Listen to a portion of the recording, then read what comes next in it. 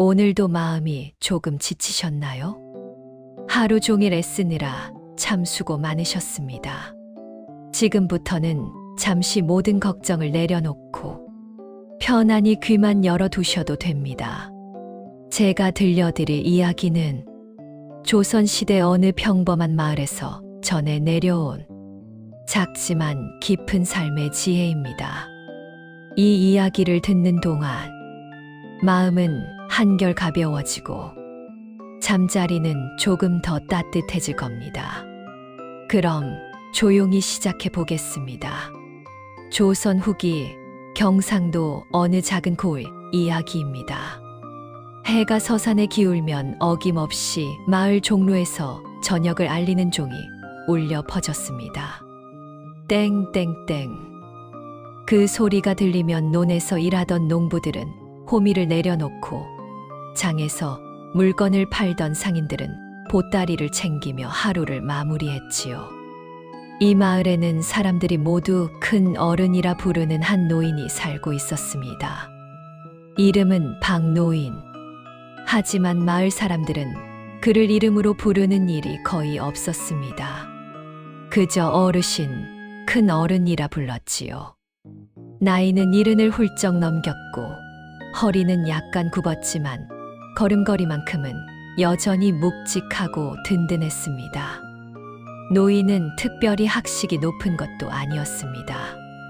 젊은 시절 서당에서 천자문을 떼고 사서삼경을 조금 읽었을 뿐 과거에 급제한 것도 아니고 벼슬을 한 적도 없었지요. 그저 평생을 이 마을에서 땅을 일구며 살아온 평범한 농부였습니다. 하지만 마을 사람들은 알고 있었습니다. 어르신께 여쭤보면 답이 있다.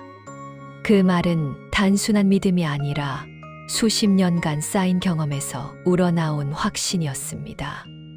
노인의 집은 마을 한가운데 있는 초가집이었습니다. 마당에는 감나무 한 그루가 있었고 대문 옆에는 항상 물동이가 놓여 있었지요. 지나가는 사람 누구든 목이 마르면 물을 떠 마실 수 있도록 해놓은 것이었습니다. 노인에게는 3가지 특별한 점이 있었습니다. 첫째, 말이 느렸습니다. 급하게 대답하는 법이 없었지요. 누가 무엇을 물어도 한참을 생각한 뒤에야 입을 열었습니다. 그 침묵이 불편하다고 느끼는 사람도 있었지만 대부분은 그 침묵 속에서 이미 위안을 얻곤 했습니다. 둘째, 귀가 따뜻했습니다. 노인은 상대의 말을 끝까지 들었습니다. 중간에 끊거나 자기 이야기로 바꾸는 법이 없었지요. 그저 고개를 끄덕이며 때로는 그랬구먼, 참 힘들었겠구먼 같은 짧은 맞장구만 쳤습니다. 그런데 신기하게도 그 짧은 말 속에서 사람들은 자신이 이해받고 있다는 느낌을 받았습니다. 셋째, 사람의 마음을 잘 들여다보았습니다. 겉으로 드러난 문제가 아니라 그 속에 숨어있는 진짜 마음을 알아차리는 재주가 있었지요. 어느 초여름 저녁이었습니다. 종소리가 울린 뒤 노인은 늘 그렇듯 마당에 평상을 내놓고 앉아 있었습니다. 손에는 부채 한 자루, 옆에는 차가운 보리차 한 주전자가 놓여 있었지요. 저녁 노을이 하늘을 붉게 물들이고 마을 어귀에서는 개 짖는 소리가 들려왔습니다. 그때였습니다. 어르신. 급한 발걸음 소리와 함께 한 젊은 농부가 대문을 벌컥 열고 들어왔습니다. 이름은 김총각. 26살의 건장한 청년이었지만 그날 그의 얼굴에는 억울함과 분노가 가득했습니다. 땀에 젖은 적삼, 흙먼지가 묻은 바지, 손에는 낫이 쥐어져 있었지요. 어서 오게. 노인은 평상을 손으로 툭툭 두드리며 앉으라는 신호를 보냈습니다. 김 총각은 평상 끝에 걸터 앉았습니다. 숨이 거칠게 올라왔지요. 어르신, 저는 정말 억울합니다. 그래, 무슨 일인가? 제가 올해 농사를 얼마나 열심히 지었는지 아십니까? 눈 뜨면 논으로 가고 달이 뜨면 돌아왔습니다. 손에 물집이 잡히고 터지고 또 잡혔습니다. 김 총각은 자신의 손바닥을 펼쳐 보였습니다. 굳은 살이 겹겹이 박혀 있었고 갈라진 틈 사이로 핏기가 배어 있었지요. 하지만 올해도 결국 이 모양입니다. 작년보다 나은 게 하나도 없습니다. 쌀은 부족하고 빚은 늘어만 가고 도대체 제가 뭘 잘못한 겁니까? 노인은 한참 동안 아무 말도 하지 않았습니다. 그저 김 총각의 얼굴을 조용히 바라보기만 했지요. 김 총각은 계속 말을 이어갔습니다. 옆집 최서방은 저보다 땅도 적은데 왜 그 집은 살림이 늘 넉넉합니까? 저는 새벽부터 밤까지 일하는데 왜 제 삶은 늘 이 모양일까요? 그때 노인이 천천히 입을 열었습니다. 총각, 예, 어르신. 자네는 지금 물을 길어본 적이 있나? 물이요? 당연히 있습니다. 매일 길어야지요. 그럼 알 텐데 물을 급하게 기르면 어떻게 되나? 김 총각은 잠시 생각했습니다. 반은 쏟아집니다. 그렇지. 반은 쏟아지고 나머지 반도 출렁거리며 불안하지. 하지만 천천히 한 걸음 한 걸음 조심스레 걸으면 어떻게 되나? 그럼 물을 다 가져올 수 있습니다. 노인은 고개를 끄덕였습니다. 물은 서두르지 않아도 제 길을 결국 찾아간다네. 산에서 내려온 물은 급한 곳에서는 빠르게 흐르지만 평지에서는 천천히 흐르지. 하지만 결국은 모두 바다로 간다네. 김 총각은 입을 다물었습니다. 노인은 보리차 한 잔을 따라 건네며 말을 이었습니다. 자네 농사는 잘못된 게 없네. 자네 노력도 헛되지 않았어. 다만 자네가 지금 서두르고 있을 뿐이지. 서두른다는 게 무슨 말씀이십니까? 자네는 올해 농사로 작년의 빚을 갚고 내년에 여유를 만들고 장가도 가고 싶어 하지. 한꺼번에 모든 걸 이루려 하고 있어. 김 총각은 할 말이 없었습니다. 정곡을 찔렸기 때문입니다. 하지만 말일세, 인생은 그렇게 되지 않네.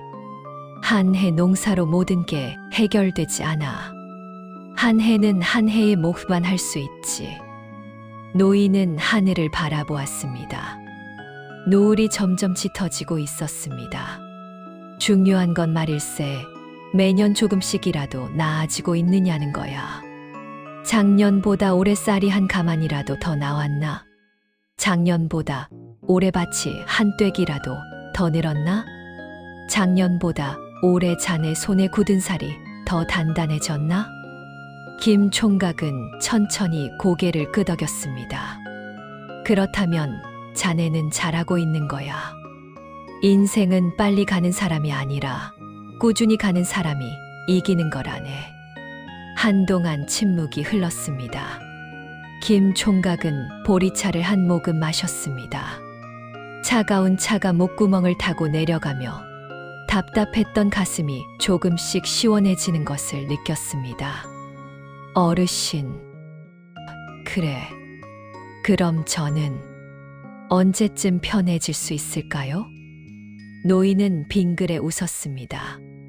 그건 아무도 모르네. 하지만 확실한 건 자네가 지금처럼 꾸준히 간다면 반드시 그날이 온다는 거야. 확신하십니까? 물론이지. 내가 이 나이까지 살아보니 확실히 알겠더군. 중도에 포기하지 않는 사람은 결국 원하는 곳에 닿는다네. 김 총각은 처음으로 얼굴에 미소를 지었습니다. 고맙습니다, 어르신. 됐네. 이제 집에 가서 저녁이나 먹게. 자네 어머니가 기다리실 거야. 김 총각이 일어섰습니다. 들어올 때와는 달리 그의 어깨는 한결 가벼워 보였습니다. 대문을 나서는 그의 뒷모습을 보며 노인은 조용히 중얼거렸습니다. 젊다는 건 참 서두르는 일이지. 밤이 깊어갔습니다. 마을에는 하나둘 불이 꺼지고 개구리 소리만 요란했습니다. 노인은 평상에 누워 별을 바라보았습니다. 그날 밤 김 총각은 오랜만에 편히 잠들 수 있었습니다. 여전히 빚은 그대로고 쌀도 부족했지만 마음만큼은 한결 가벼워졌습니다. 다음 날 아침 김 총각은 다시 논으로 향했습니다. 하지만 이번에는 달랐습니다. 한 걸음 한 걸음이 조금 더 천천히, 조금 더 묵직하게 땅을 밟았습니다. 서두르지 말자. 물처럼 천천히 가자. 그렇게 중얼거리며 그는 하루를 시작했습니다. 그리고 그날 저녁 노인의 집 앞을 지나가던 김 총각은 잠시 걸음을 멈추고 대문 안을 바라보았습니다. 노인은 여전히 평상에 앉아 계셨습니다. 두 사람의 눈이 마주쳤고 노인은 빙그레 웃으며 손을 흔들었습니다. 김 총각도 웃으며 허리를 깊이 숙여 인사했습니다.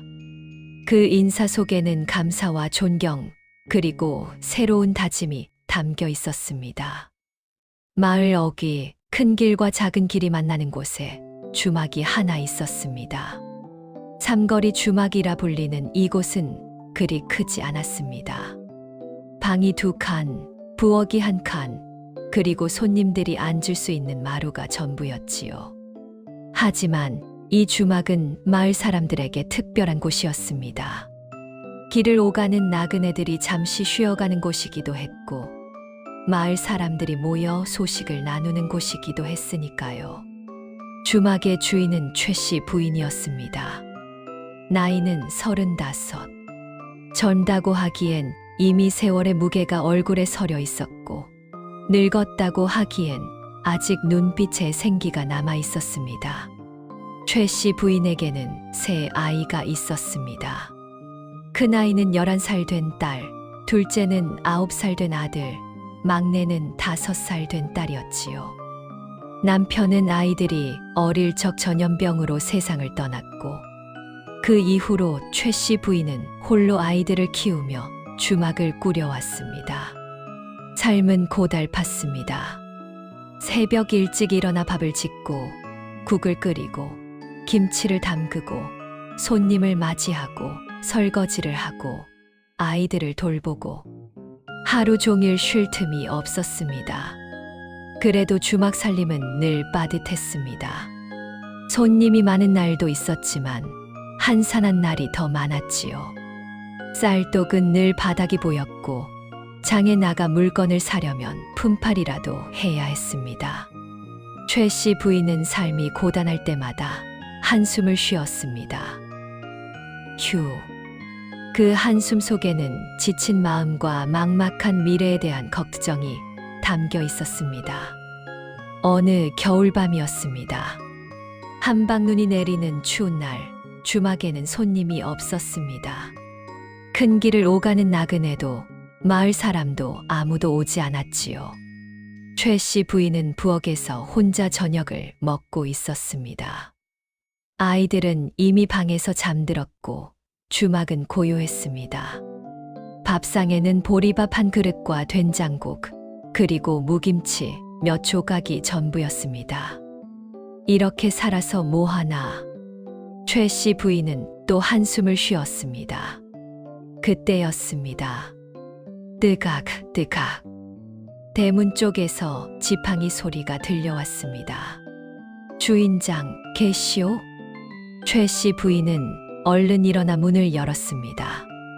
눈을 뒤집어 쓴 한 노인이 서 있었습니다. 박 노인이었습니다. 어르신, 이 추운 날 웬일이십니까? 길을 걷다가 배가 고파서 말이오. 따뜻한 국밥 한 그릇 얻어 먹을 수 있겠소? 아이고, 어서 들어오십시오. 최 씨 부인은 노인을 마루로 모시고 서둘러 부엌으로 향했습니다. 아궁이에 불을 지피고 냄비에 물을 끓이고 남은 밥을 퍼 담고 된장을 풀고 파와 물을 썰어 넣었습니다. 그리고 계란 하나를 톡 깨뜨려 넣었지요. 얼마 후 김이 모락모락 나는 국밥 한 그릇이 노인 앞에 놓였습니다. 변변찮지만 드십시오. 노인은 국밥을 한 숟가락 떠서 입에 넣었습니다. 맛있구먼. 노인은 천천히 정성스레 국밥을 먹었습니다. 한 숟가락 한 숟가락이 얼마나 소중한지 아는 사람처럼 말입니다. 최 씨 부인은 옆에 앉아 그 모습을 바라보았습니다. 밥을 다 먹은 노인은 숟가락을 내려놓고 말했습니다. 참 따뜻한 밥이었소. 감사합니다, 어르신. 노인은 잠시 최 씨 부인의 얼굴을 바라보았습니다. 주인장, 요즘 힘든가 보구먼. 최 씨 부인은 깜짝 놀랐습니다. 어떻게 아셨습니까? 얼굴에 쓰여 있소. 한숨이 눈가에, 걱정이 입가에 말이오. 최 씨 부인은 고개를 숙였습니다. 힘들지 않다면 거짓말이겠지요. 그럴 만도 하지. 혼자 아이 셋을 키운다는 게 쉬운 일이 아니니까. 최 씨 부인의 눈시울이 붉어졌습니다. 어르신, 저는 정말 열심히 사는데 왜 이렇게 힘들기만 할까요? 남편도 없고 돈도 없고 의지할 곳도 없고. 노인은 조용히 듣고 있었습니다. 주막 손님도 요즘 뜸하고 쌀값은 계속 오르고 아이들한테 배불리 먹이지도 못하고 제가 과연 좋은 어미인지 모르겠습니다. 최 씨 부인은 눈물을 훔쳤습니다. 노인은 한참을 아무 말 없이 있다가 천천히 입을 열었습니다. 주인장, 예, 어르신. 방금 내가 먹은 이 국밥 말이오. 노인은 빈 그릇을 손으로 가리켰습니다. 이 국밥이 나를 살렸소. 예. 나는 오늘 아침부터 아무것도 먹지 못했소. 추운 날씨에 배도 고프고 기운도 없었지. 그런데 주인장이 내어준 이 따뜻한 국밥 한 그릇이 나를 다시 살렸단 말이오. 최 씨 부인은 말없이 노인을 바라보았습니다. 주인장은 지금 자신이 가진 게 없다고 생각하고 있소. 하지만 나한테는 주인장이 가진 게 참 많아 보이오. 제가요? 뭘 가졌다는 말씀이십니까? 노인은 빙그레 웃었습니다. 따뜻한 마음을 가졌소. 추운 겨울밤 늙은이 하나 들어왔다고 귀찮아하지 않고 정성껏 밥을 차려주지 않았소. 계란까지 넣어서 말이오.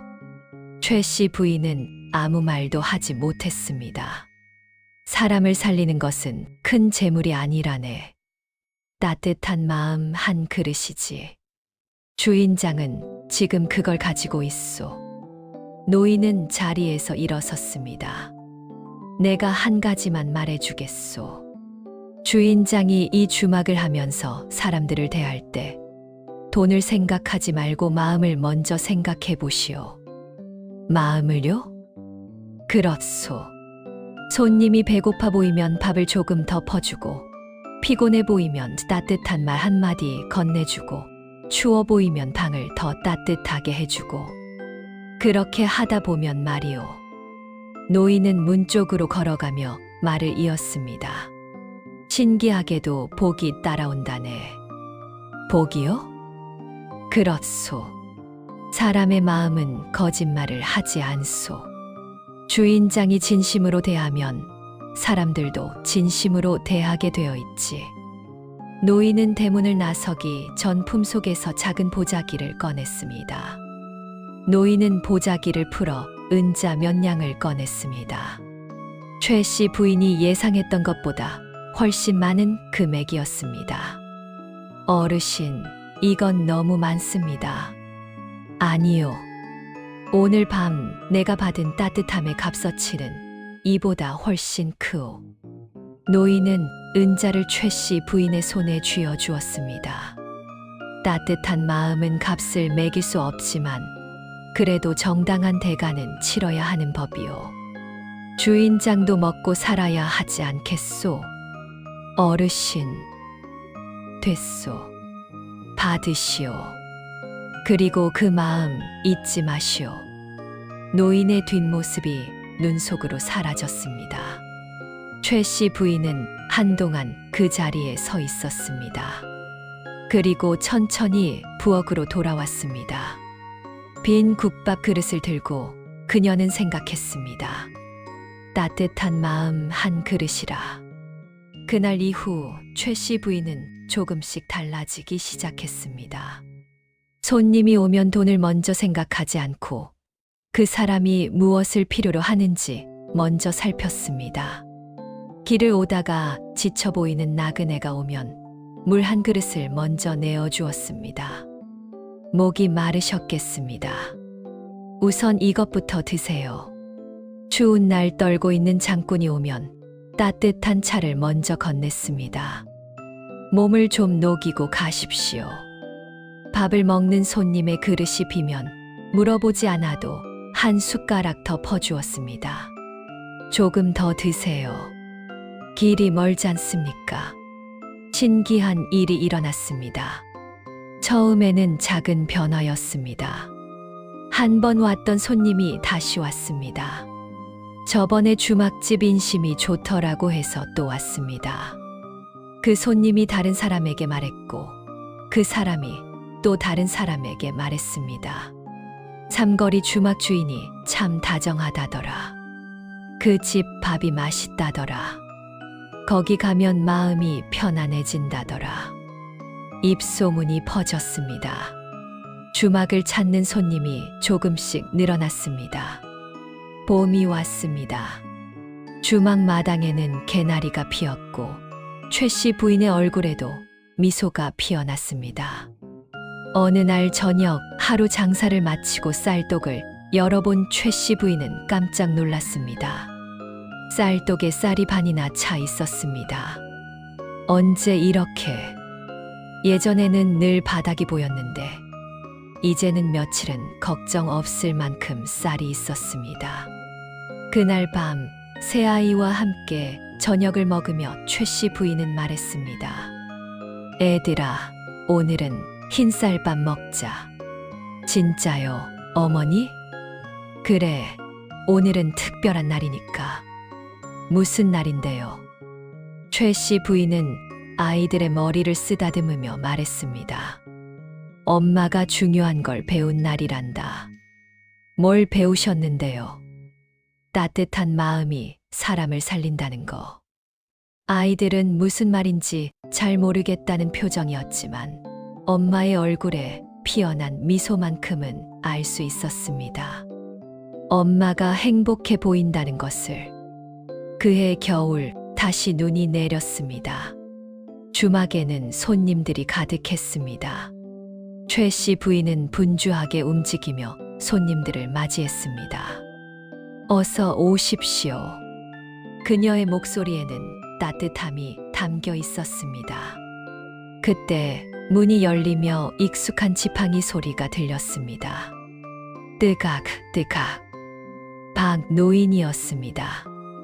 어르신. 최 씨 부인은 반갑게 달려가 노인을 맞이했습니다.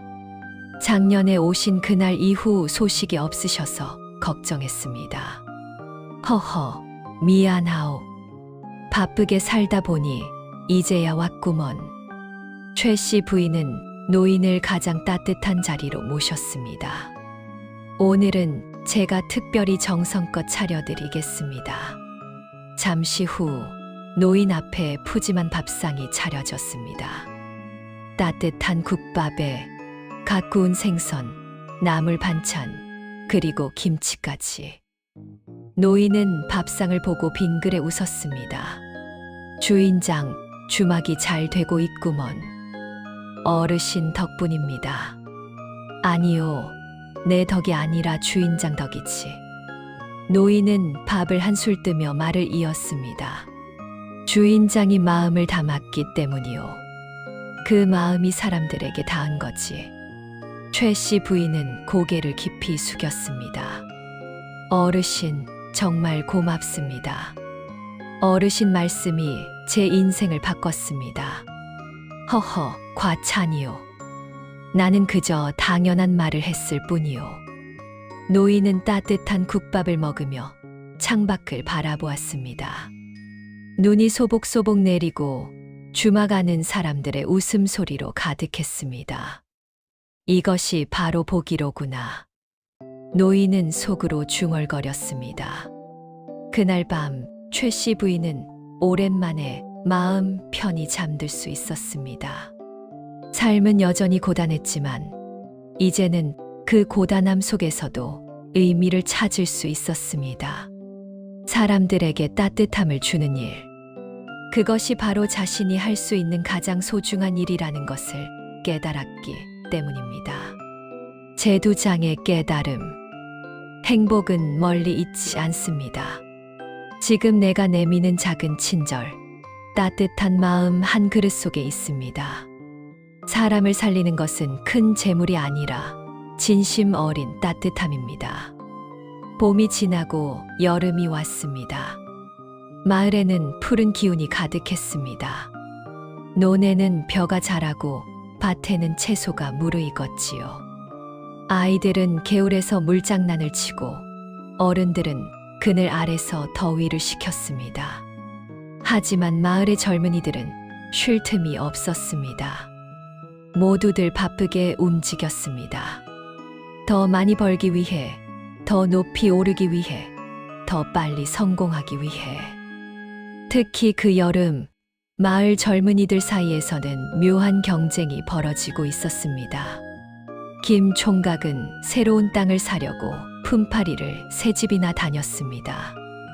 이웃집 박 총각은 장사를 시작한다며 아침부터 밤까지 장터를 오갔습니다.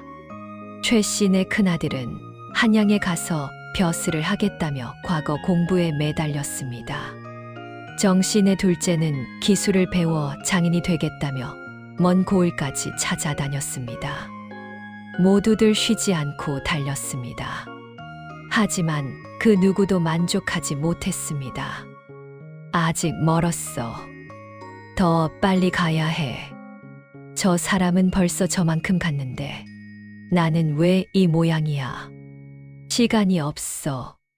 서둘러야 해. 젊은이들의 얼굴에는 조급함이 가득했습니다. 어느 초여름 오후였습니다. 마을 정자나무 아래 시원한 그늘이 드리워진 평상에 박노인이 앉아 있었습니다. 손에는 부채, 옆에는 찬물 한 주전자. 노인은 천천히 부채를 흔들며 바람을 즐기고 있었습니다. 그때 마을 젊은이 5명이 모여들었습니다. 어르신, 더우시지요? 그래, 좀 덥구나.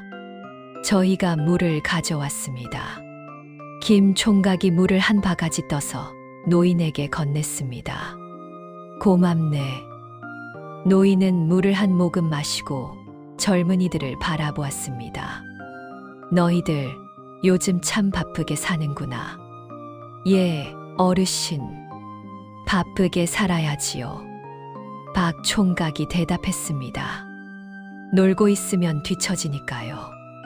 뒤처진다. 노인은 그 말을 천천히 되뇌었습니다. 그래, 뒤처지면 안 되나.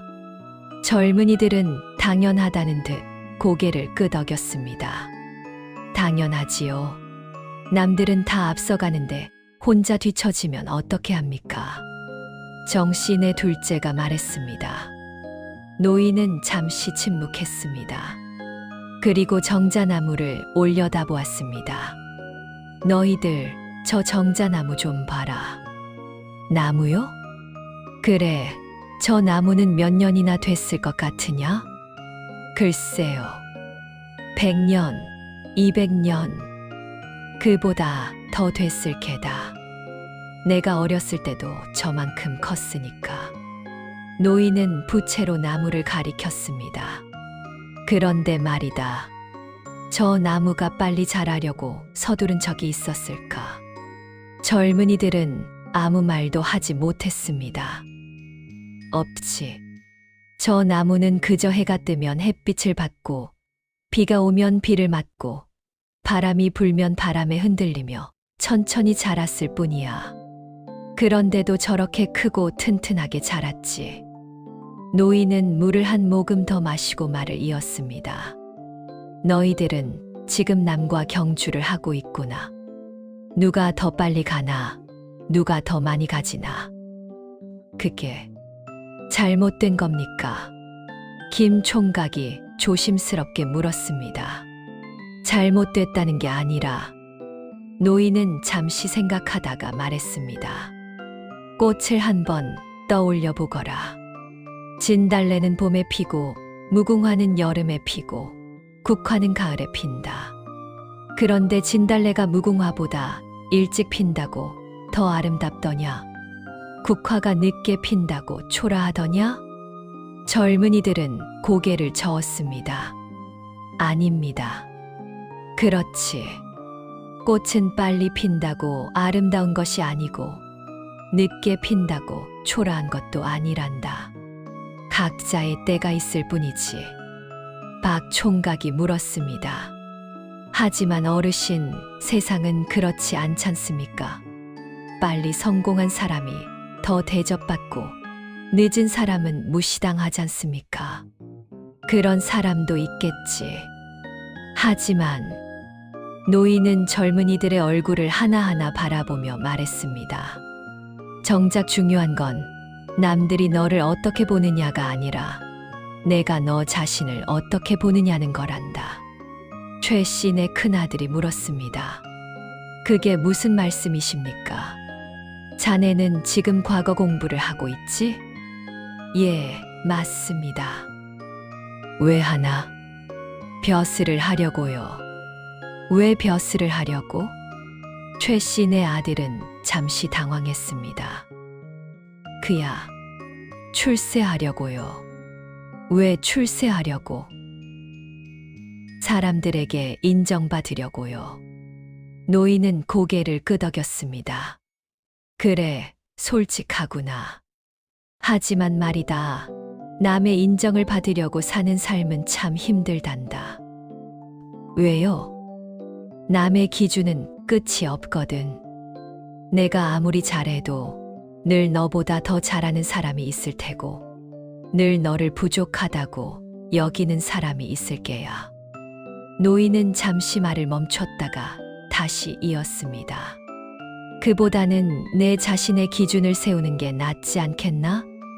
작년에 나보다 올해 내가 조금이라도 나아졌는가? 그게 진짜 성장 아니겠나?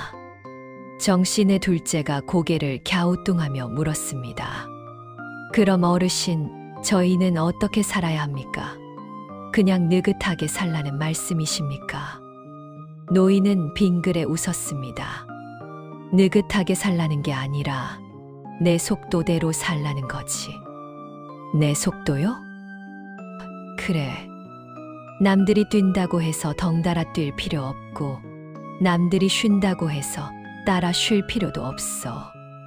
내가 걸을 수 있는 속도로 꾸준히 가는 게 가장 옳은 길이란다. 노인은 하늘을 바라보았습니다. 해를 봐라. 해는 서두르지 않아. 매일 같은 속도로 뜨고 같은 속도로 진다. 하지만 그 덕분에 세상이 돌아가지. 만약 해가 어느 날은 빨리 뜨고 어느 날은 늦게 뜬다면 어떻게 되겠나? 세상이 엉망이 되겠지요. 김 총각이 대답했습니다. 그렇지. 일정한 속도가 오히려 믿음직한 거야. 사람도 마찬가지란다. 잠시 침묵이 흘렀습니다. 젊은이들은 각자 생각에 잠겼습니다. 박 총각이 조심스럽게 물었습니다. 어르신, 그럼 경쟁은 하지 말라는 겁니까? 경쟁을 하지 말라는 게 아니라 누구와 경쟁하느냐가 중요하단 거지. 누구와요? 남과 경쟁하지 말고 어제의 나와 경쟁하거라. 어제의 내가 10걸음 갔다면 오늘의 나는 11걸음 가면 되는 거야. 그게 진짜 성장이란다. 노인은 부채를 천천히 접으며 말을 이었습니다. 남과 비교하는 삶은 끝이 없어. 위를 보면 한도 끝도 없이 더 잘난 사람이 있거든. 하지만 어제의 나와 비교하는 삶은 분명한 기준이 있지. 내가 얼마나 나아졌는가? 최 씨네 큰아들이 물었습니다. 하지만 어르신, 그렇게 살면 뒤처지는 거 아닙니까? 노인은 고개를 저었습니다. 뒤처진다는 건 무슨 뜻이나? 남보다 늦다는 뜻이지. 하지만 인생에 먼저 도착하는 사람이 이기는 건 아니란다. 그럼 뭐가 중요합니까? 끝까지 가는 거지. 중간에 지쳐서 포기하지 않고 끝까지 자기 길을 가는 사람이 진짜 승자란다. 정씨네 둘째가 말했습니다. 듣고 보니 저는 요즘 너무 지쳐 있었던 것 같습니다. 왜 지쳤을까? 남들 따라가려고 너무 무리했거든요. 노인은 고개를 끄덕였습니다. 그럴 거야. 남의 속도에 맞춰 살면 지칠 수밖에 없지.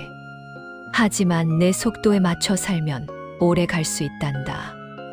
노인은 자리에서 일어섰습니다. 자, 나는 이만 가봐야겠구나. 벌써 가십니까? 그래, 집에 가서 저녁이나 먹어야지. 노인은 지팡이를 짚고 천천히 걸어갔습니다. 뜨각, 뜨각. 그 느린 걸음을 보며 젊은이들은 깨달았습니다. 저 어르신은 평생 저렇게 천천히 걸으셨구나. 하지만 결국 이 나이까지 저렇게 건강하게 사셨구나. 김 총각이 중얼거렸습니다. 어르신 말씀이 맞는 것 같아. 빨리 가는 게 능사가 아니라 오래 가는 게 중요한 거야. 박 총각도 고개를 끄덕였습니다. 나도 요즘 너무 서두른 것 같아. 남들 눈치만 보고. 최 씨네 큰아들이 말했습니다. 나는 과거 공부를 왜 하는지도 모르고 했던 것 같아. 그냥 남들이 하니까. 정 씨네 둘째가 물었습니다. 그럼 우리 이제 어떻게 할까? 김 총각이 대답했습니다. 각자 우리 속도대로 가는 거지. 남과 비교하지 말고. 그날 이후 마을 젊은이들은 조금씩 달라졌습니다. 김 총각은 품팔이를 세 집에서 한 집으로 줄였습니다. 대신 자기 논에 더 집중했지요. 박 총각은 장사의 규모를 줄였습니다. 크게 벌려다가 망하는 것보다 작게라도 오래 하는 게 낫다고 생각했습니다.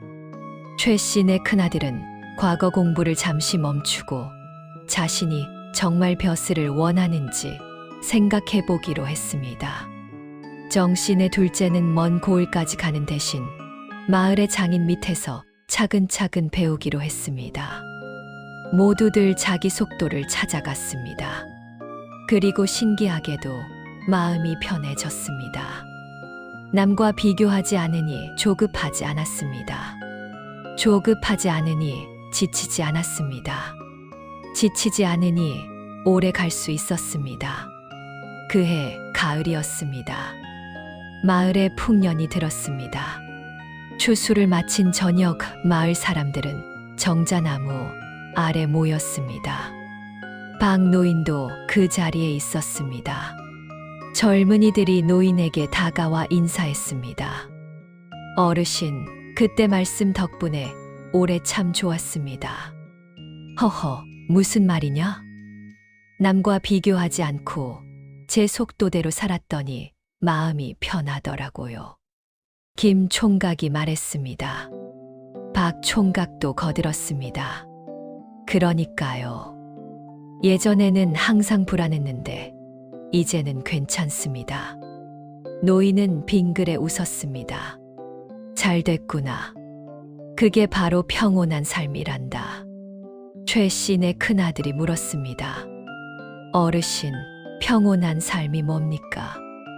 남과 비교하지 않는 삶이지. 내가 가진 것에 만족하고 내 속도대로 가는 삶. 그게 가장 평온한 삶이란다. 정 씨네 둘째가 말했습니다. 이제 알 것 같습니다. 빨리 가는 게 중요한 게 아니라 내 길을 가는 게 중요한 거군요.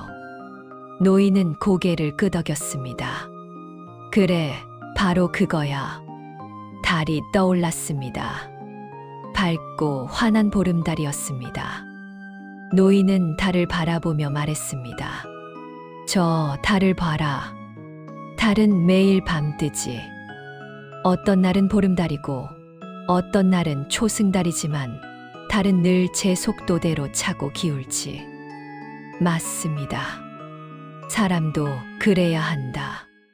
어떤 날은 잘 되고 어떤 날은 안 되지만 꾸준히 제 속도대로 가는 거야.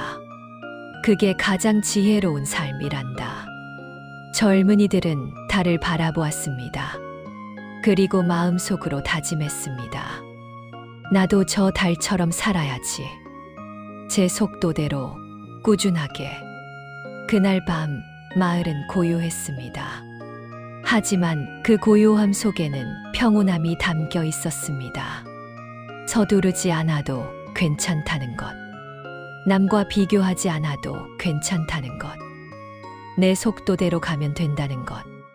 그 깨달음이 마을을 감싸고 있었습니다. 세월이 흘렀습니다. 봄이 오고 여름이 지나고 가을이 왔다가 겨울이 갔습니다.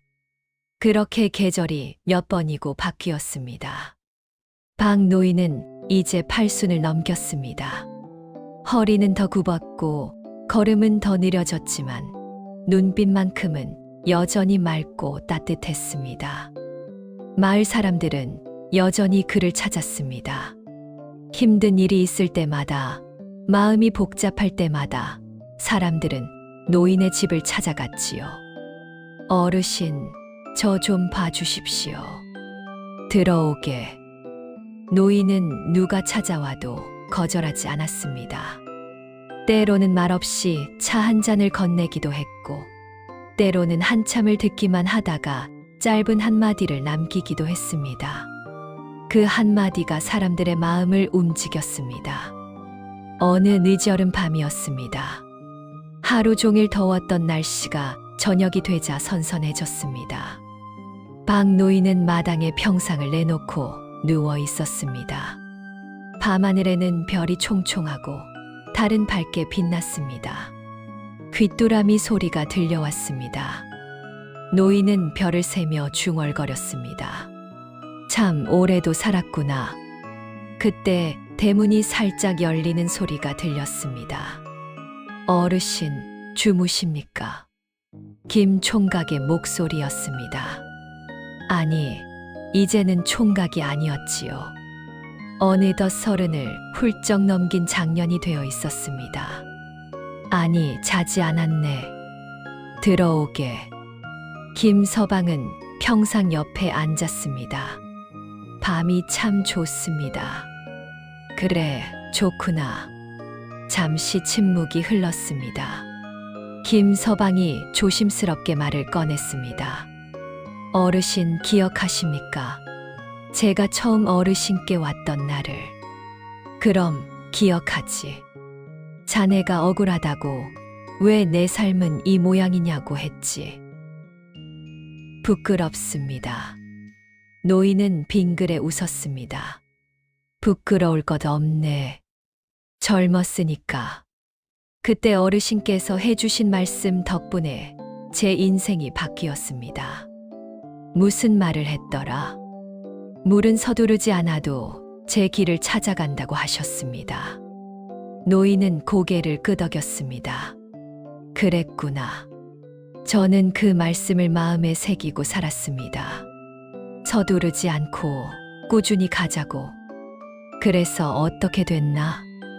김서방은 잠시 말을 멈췄다가 말했습니다. 지금은 행복합니다. 부자는 아니지만 아내와 아이들이 있고 먹을 만큼은 있습니다. 그걸로 충분합니다. 노인은 김서방의 어깨를 툭툭 두드렸습니다. 잘했네. 그게 바로 잘 사는 거란다. 어르신. 그래. 어르신은 어떻게 그렇게 지혜로우십니까? 노인은 한참을 생각하다가 대답했습니다. 지혜롭다니. 나는 그저 오래 살았을 뿐이네. 아닙니다. 어르신의 말씀 한마디 한마디가 사람들의 인생을 바꿨습니다. 노인은 하늘을 바라보았습니다. 그건 내가 특별해서가 아니라네. 다만요? 하루하루를 정직하게 살려고 노력했을 뿐이지. 하루하루를요? 노인은 천천히 말했습니다. 인생이란 게 말이야. 결국 하루하루의 합이란다. 거창한 계획이나 먼 미래보다 오늘 하루를 어떻게 사느냐가 중요하지. 김서방은 귀 기울여 들었습니다. 하루를 잘 산다는 건 뭡니까? 어렵지 않네. 오늘 내가 한 일에 후회가 없는가? 오늘 내가 만난 사람들에게 따뜻했는가? 오늘 밤 마음 편히 잠들 수 있는가? 그걸 스스로 물어보는 거지. 노인은 잠시 말을 멈췄다가 이었습니다. 만약 그 대답이 그렇다면 그 사람은 이미 좋은 인생을 살고 있는 거란다. 김서방은 고개를 끄덕였습니다. 맞는 말씀입니다. 요즘 저도 그걸 느낍니다. 매일 밤 잠들기 전에 오늘 하루를 돌아보는데 마음이 편안하면 그날은 잘 산 거더라고요. 그렇지. 하루를 잘 사는 것이 평생을 잘 사는 비결이란다. 시간이 더 흘렀습니다. 달이 중천에 떠올랐습니다. 마을은 고요했고 개 짖는 소리도 멎었습니다. 그때 또 다른 인기척이 들렸습니다. 최 씨 부인이었습니다. 어르신, 아직 안 주무셨어요? 그래, 밤이 좋아서 말이오.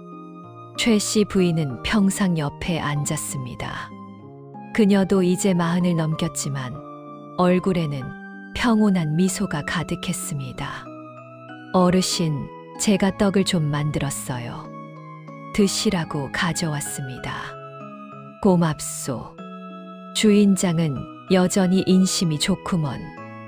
최 씨 부인은 웃으며 떡을 내놓았습니다. 노인은 떡을 한 입 빼어 물었습니다. 맛있구먼. 어르신. 그래. 저도 어르신께 감사드리고 싶어서 왔어요. 뭘 감사하다고? 어르신 덕분에 제 인생이 바뀌었잖아요. 따뜻한 마음 한 그릇이 사람을 살린다고 하셨던 말씀 아직도 생생합니다. 노인은 고개를 끄덕였습니다. 잘 기억하고 계시는구먼. 그 말씀 이후로 제 주막이 잘 됐고 아이들도 잘 자랐어요. 다 어르신 덕분입니다. 아니요, 그건 주인장 덕이지. 주인장이 마음을 담았기 때문이요.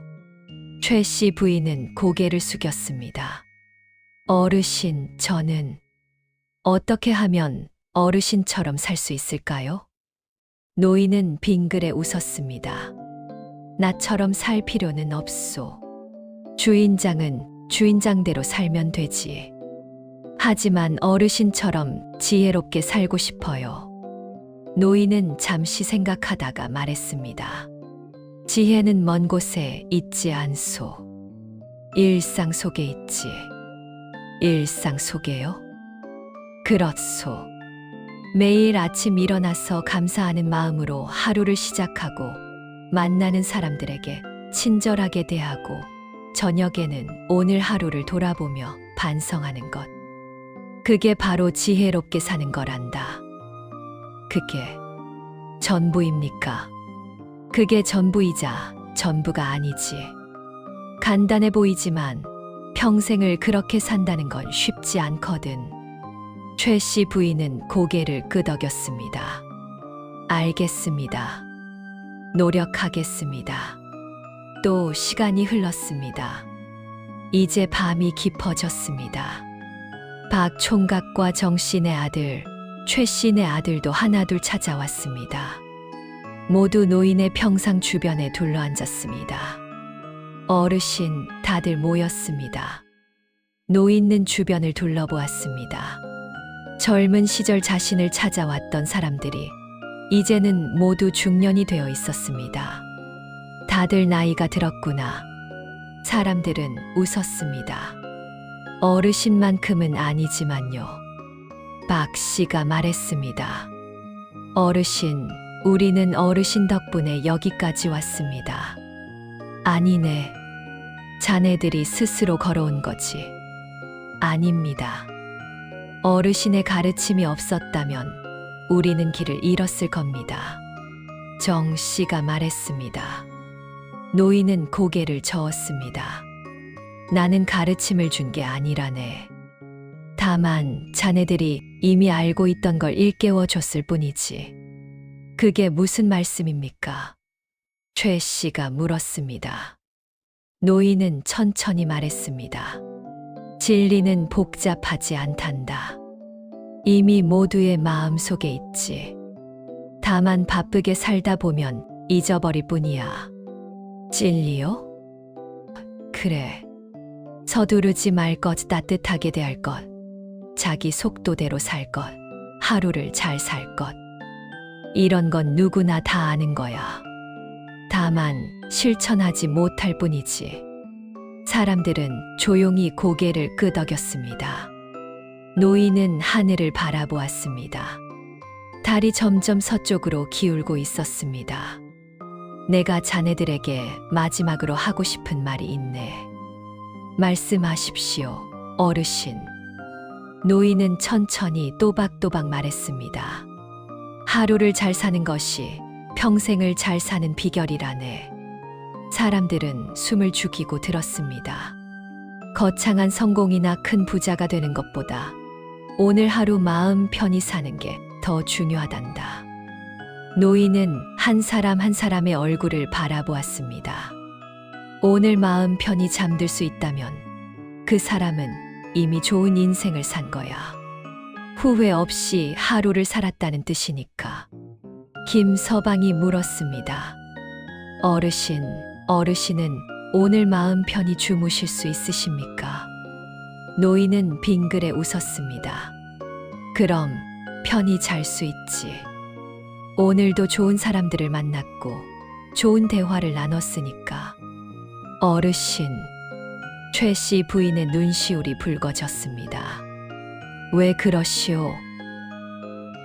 어르신이 계속 저희 곁에 계셔 주셨으면 좋겠어요. 노인은 고개를 저었습니다. 사람은 누구나 갈 때가 있는 법이요. 중요한 건 떠나는 게 아니라 어떻게 살았느냐지. 노인은 잠시 말을 멈췄다가 이었습니다.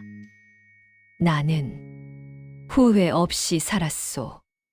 내가 할 수 있는 만큼 따뜻하게 살려고 노력했고 사람들에게 도움이 되려고 애썼지. 그걸로 충분하다네. 박 씨가 말했습니다. 어르신은 많은 사람들의 인생을 바꾸셨습니다. 아니네. 자네들이 스스로 바뀐 거지. 나는 그저 옆에서 지켜봤을 뿐이야. 달빛이 평상을 비추었습니다. 노인의 흰 수염이 은빛으로 빛났습니다. 정 씨가 조심스럽게 물었습니다. 어르신, 마지막으로 저희에게 당부하실 말씀이 있으십니까?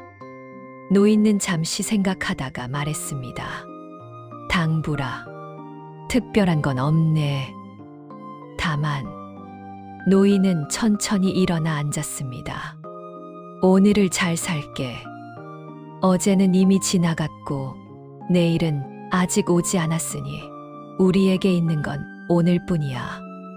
노인은 달을 가리켰습니다. 저 달을 봐. 달은 매일 밤 뜬다네. 차고 기울고 또 차고 기울지. 하지만 달은 어제를 후회하지도 내일을 걱정하지도 않아. 그저 오늘 밤 자기가 있어야 할 자리에서 빛날 뿐이지. 사람들은 달을 바라보았습니다. 사람도 그래야 한다네. 오늘 내가 있어야 할 자리에서 최선을 다해 빛나는 거야. 그게 바로 잘 사는 거란다. 노인은 다시 누웠습니다. 이제 밤도 깊었으니 자네들은 돌아가게. 내일도 살아야 할 하루가 있잖나.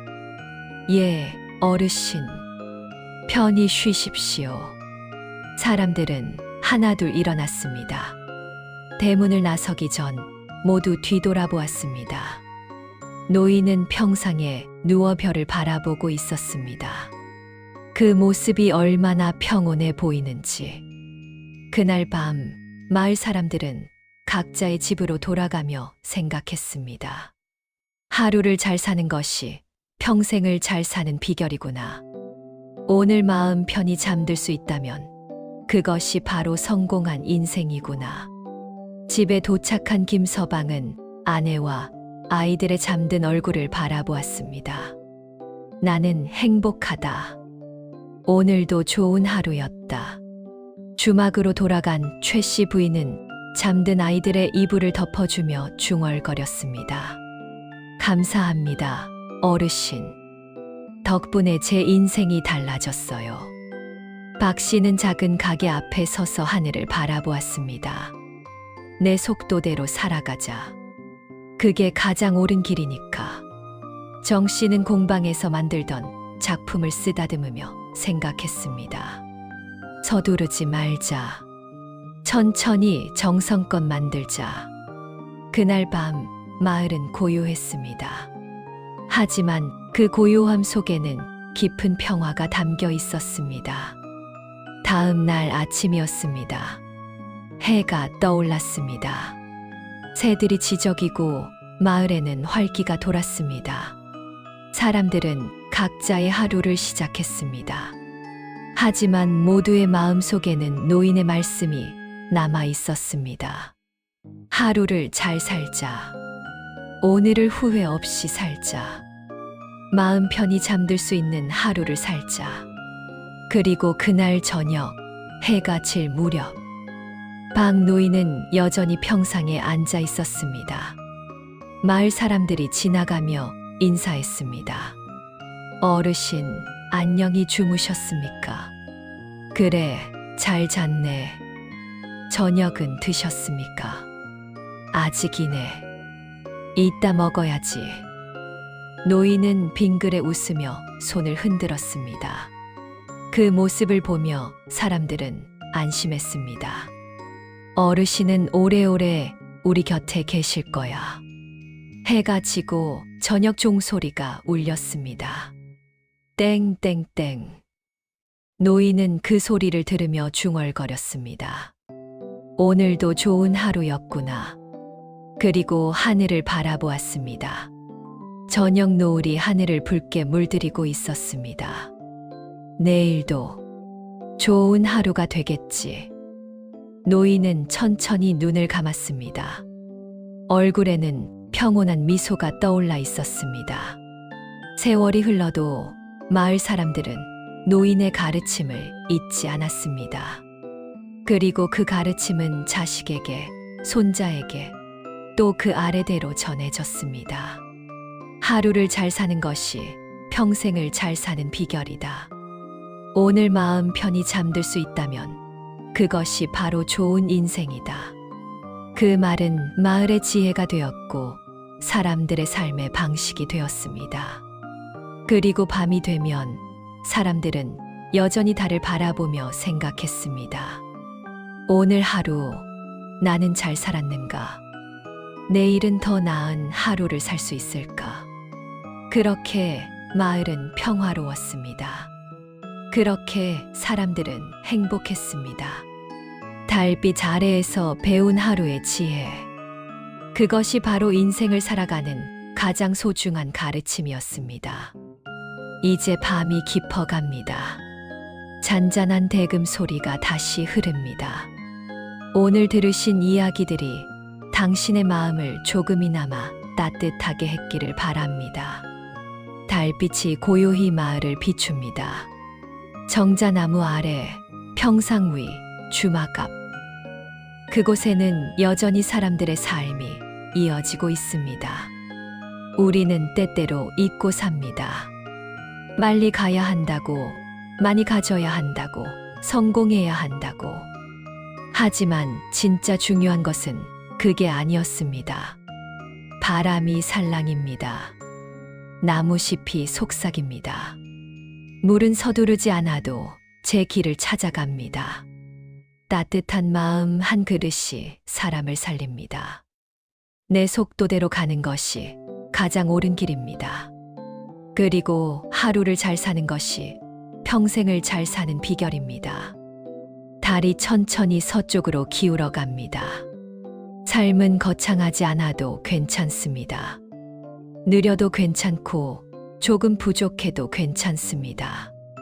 중요한 건 오늘 하루를 후회 없이 사는 것입니다. 별이 총총합니다. 오늘 당신은 어떤 하루를 사셨습니까? 혹시 조금 서두르지는 않았습니까?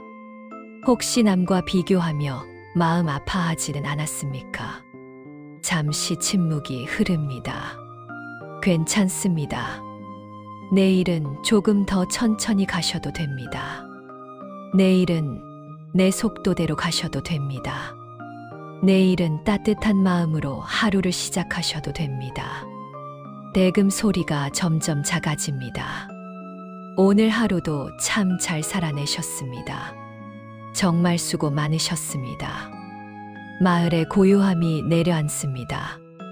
불이 하나둘 꺼지고 사람들은 잠자리에 듭니다. 이제 편안히 눈을 감으셔도 좋습니다.